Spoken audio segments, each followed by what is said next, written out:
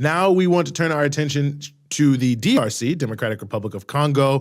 Lots of people, of course, have started talking more about the Congo, thankfully, in conjunction with what we've seen in Palestine, or telling people, since they're talking about Palestine, they should also be talking about Congo. That's been the rise in interest.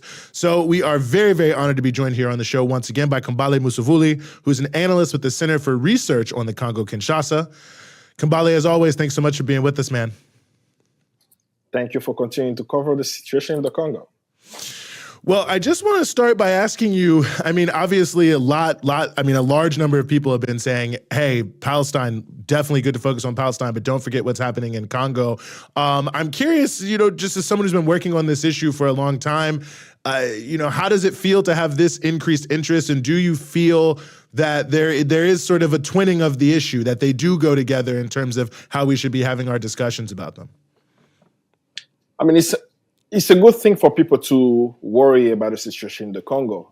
My only worry around it has been to compare it to Palestine for two reasons. One, I do know that Palestinians have always been in solidarity with the Congolese. I myself have worked with Palestinians on the situation in the Congo, specifically the student at Berzit University. They've organized Congo Week in the middle of the occupation, in the oppression that they're facing by the Israeli forces.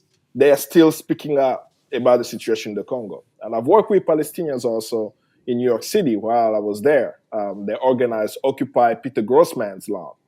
Peter Grossman is an American businessman who has a hedge fund, which is actually a virtual fund.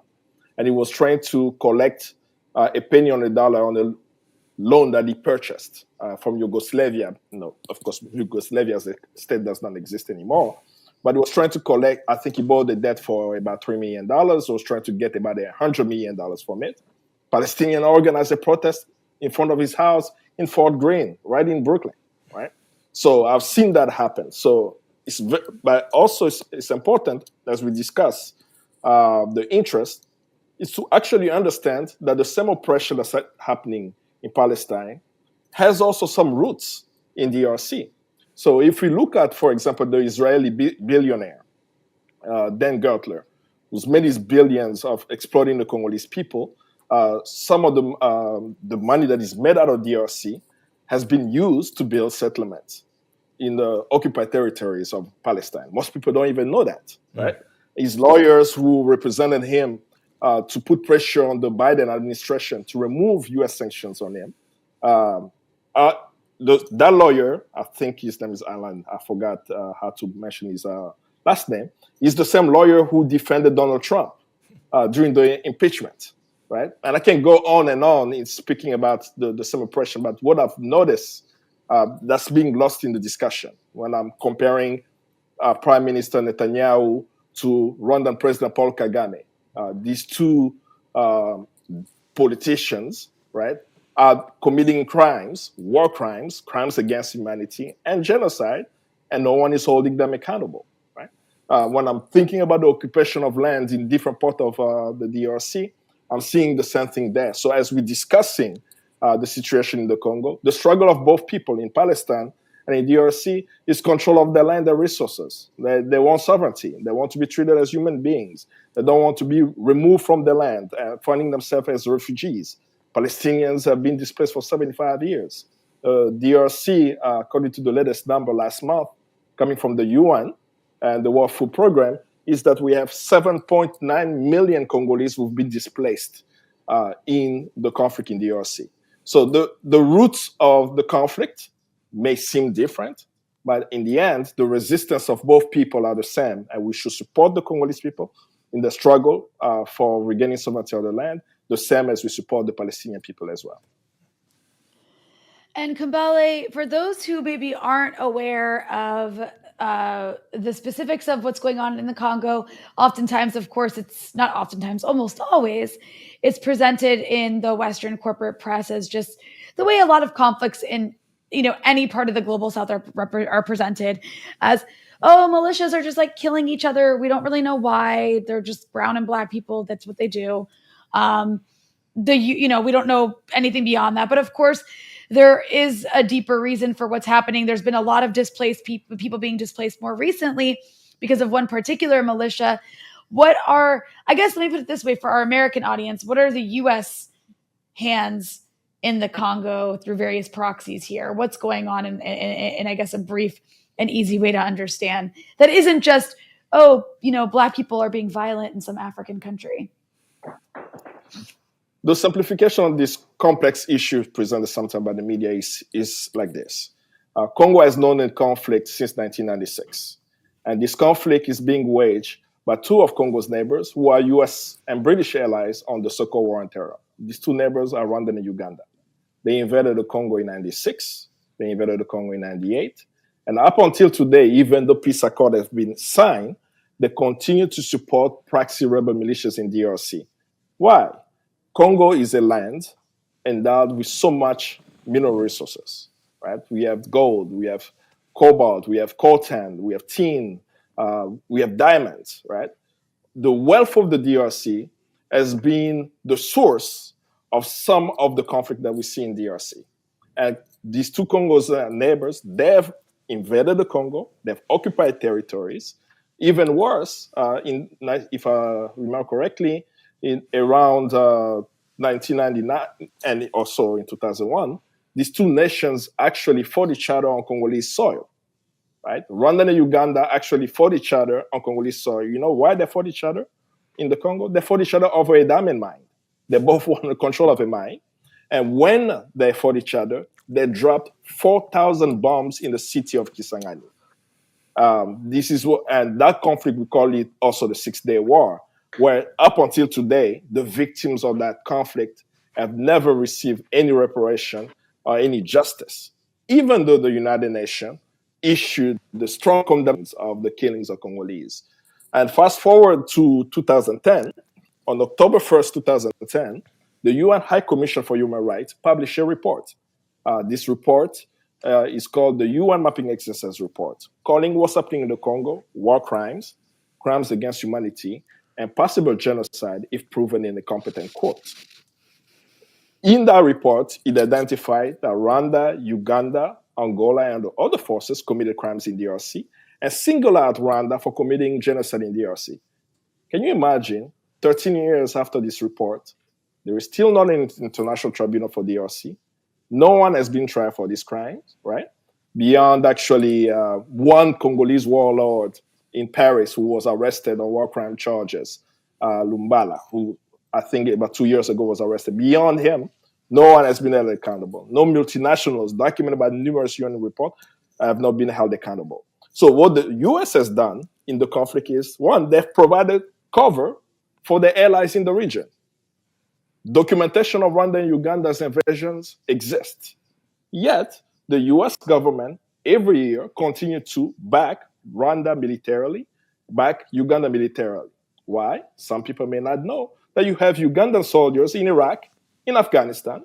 You have Rwandan soldiers playing interests operations across the African continent, and also French interests across the African continent, where you have Rwandan soldiers in Mozambique. You have Rwandan soldiers in Central African Republic. They were also at some time, years ago, they were in Mali under the UN missions there. So, but the US every year continued to give millions of dollars to these militaries, having the evidence that these countries are committing crimes in the DRC. So that's the US hands from the government side, but then from the corporation side, numerous reports have been published of US corporation and other international corporations who have pilfered illegally Congo's minerals. I think in 2002 actually, sorry, there was a report published by the UN group of experts documenting 85 companies illicitly trading or accessing Congo's minerals. Up until today, nothing happened to these companies. So there is a tacit support of the US to invaders, and there is complicity of the US by not holding companies and their allies accountable for crimes committed in the DRC. Well, Kambale, one of the things that's coming up here relatively soon, at least potentially, is the elections for president in DRC. My timeline is filled with politicians, mobilizing their supporters and the like. I mean, give us a sense. Obviously, Felix Tshisekedi is seeking re-election of sort of who the players are in this election and what's at stake. We have about 26 presidential candidates in DRC. Most of whom are, I'll say, professional politicians, right? And that's what they live on. Some of the top three contenders, one of them is a billionaire. His name is Moïse Katumbi.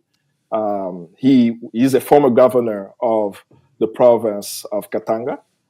There are so many documentation on many of the corruption cases around him, the mining assets that he acquired, and how he used the state's apparatus to gain some of the contract that made him the wealthy man that he is. So he's running for office. He also has ties in Israel as well. The second runner-up is a man by the name of Fayulu. He's a former ExxonMobil executive, but he won the last presidential election, actually. Martin Fayulu is his name. Unfortunately, the declaration of the result did not present him as the winner because there was a secret deal between the former president Joseph Kabila and the current president Tshisekedi. And the third one is an interesting one. He's a doctor. He's a medical doctor, Denis Mukwege. He won the Nobel Peace Prize. He was actually nominated multiple times. I think the first time he was nominated was when Obama won the Nobel Peace Prize. So which is interesting. I always make the comparison and say that you had a doctor who's treating victims of war, not winning the Nobel Peace Prize yet. A warmonger like Barack Obama was declared the winner of the Nobel Peace Prize. But afterwards, of course, Dr. Mukwege won that. In terms of his credibility around his work, his medical work, this is a doctor who has literally stayed in the DRC and treated the victims of war, particularly the women who have been affected in the Congo. Many may know that as a tactic of war, many women in the DRC have been raped by militia groups as a way of displacing them and destroying even their livelihood. Many of them cannot even have children today. So this doctor specialized in fistula repair and was able to treat over 50,000 women in the region. So he has that credibility. He's not a politician. He does not have a base that can rally around it. Congo is a country of 100 million people.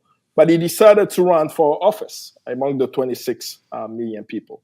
Who will win? It's up to the Congolese people to decide. But when you look at the process of the electoral process of what is actually happening now, every indication shows us that the elections will be rigged. Why am I saying that? We are going to election, and we don't even know how many people have registered to vote. So the numbers can be faked. We do not even know the polling stations, right? And we are 20 days to the election. Congo is a country the size of Western Europe, and they expect us to believe that going to the elections, we will change. But what I'm saying, regardless of what the government will do, what the politicians will do, there is a wave across the African continent. We've seen it in Sierra Leone, right? Just a week ago, there was an attempted coup. Why is there an attempted coup in Sierra Leone? In Gabon, the same thing.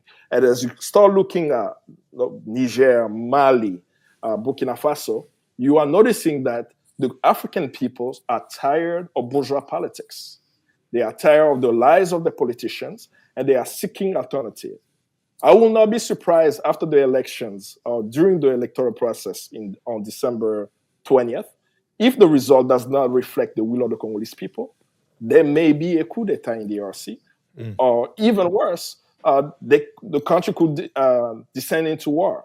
But I'm still confident. The Congolese people, since 1960 to present, have shown that they are willing to put their lives on the line, their feet on the street to transform the country. There is an opportunity for the regime to do the right thing. Indication shows that they will not do it, so they will have to face the brunt of the will of the people and what they'll decide to do on December 20th, 2023.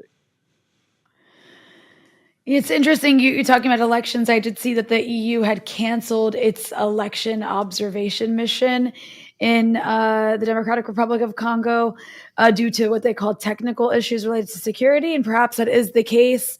I'm not sure if you have anything you want to add about that. But you did mention some other African countries that recently have had